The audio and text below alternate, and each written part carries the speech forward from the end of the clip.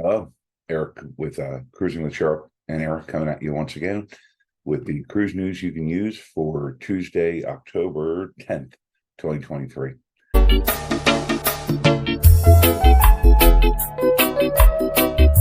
Unfortunately, today's main theme is canceled itineraries and port changes. As you might expect, because of what's going on over in the Middle East, in Israel and Egypt. Several cruise lines have canceled their some of their itineraries, have changed some of the ports. So let's get into some specifics. Celebrity sailing on October 16th has changed. Instead of going to Israel, they're now Israel and Egypt. Now they're going to stop in Greece, Cyprus, and Turkey. Those passengers have already been made aware of the situation. The Odyssey of the Seas, a Royal Caribbean ship, is currently sailing. They were supposed to stop in Israel. Now they're going to stop in Turkey and Greece. And I believe Carnival's also making changes to an itinerary, but unfortunately don't have the details right now. This next bit of news is a little more of a happier note. Carnival Freedom. Last year, there was a fire on board, and the whale tail, the funnel, the arguably the logo of all the Carnival ships, was destroyed. Well, she's finally getting her whale tail back. She's in dry dock now in Cadiz, Spain, and she's getting some upgrades and some maintenance, and they're putting that whale tail funnel back on. So she's going to finally look like a Carnival ship again. Also, they're adding a new bar to the ship called the Heroes Tribute Bar, and it's a venue to honor veterans and active duty military personnel. I'm looking forward to checking out that bar myself. Next up, Carnival changes multiple itineraries because of Tropical Storm Lydia. So the Carnival Miracle, instead of going to Cabo this week, they're going to be going to San Diego and Catalina Island. And then the Carnival Panorama,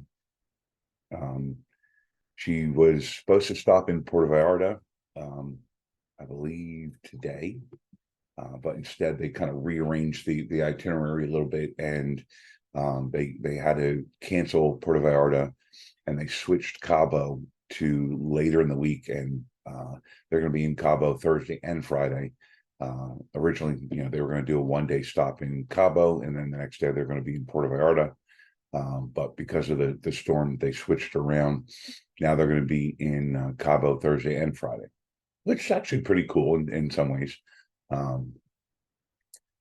And a final story of the day, we've got Carnival sent out a letter to a bunch of their guests, reminding them about passport requirements. There are certain cruises out of the U.S. that don't require passports, and birth certificates are sufficient. And those are basically closed loop cruises, meaning you leave from a U.S. port and you return to that same port. But if you're doing, and part of the reason they sent the message now is because this is kind of repositioning season. So a lot of their ships are moving from one home port to another.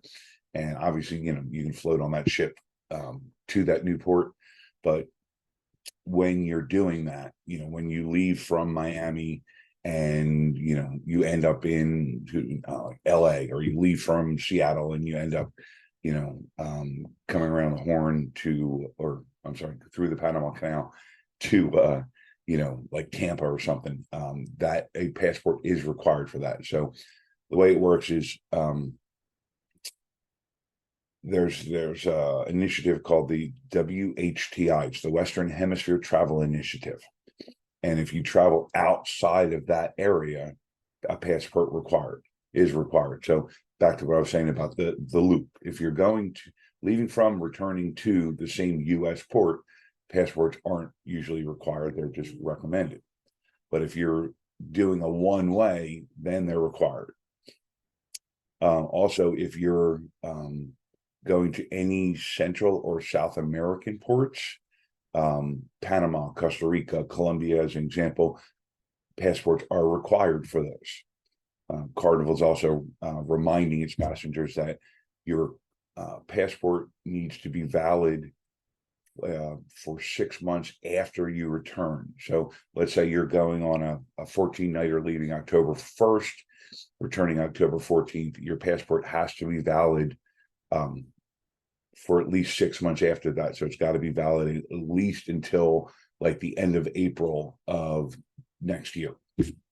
Otherwise, so basically they mention this, and I'm mentioning this because if you don't meet those criteria, if you try and get on a ship without a passport and it's going to Panama or going to Costa Rica, or it's not valid for 6 months after you return, they can and will deny you boarding, and nobody wants that. So if you don't have a passport yet, go through the process.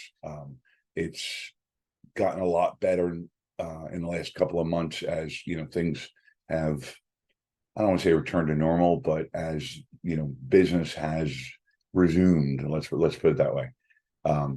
Get the passport taken care of. If it's going to expire, even if it's going to expire next year, I would go ahead and renew it now, so you don't have to worry about it. You're good for 10 years.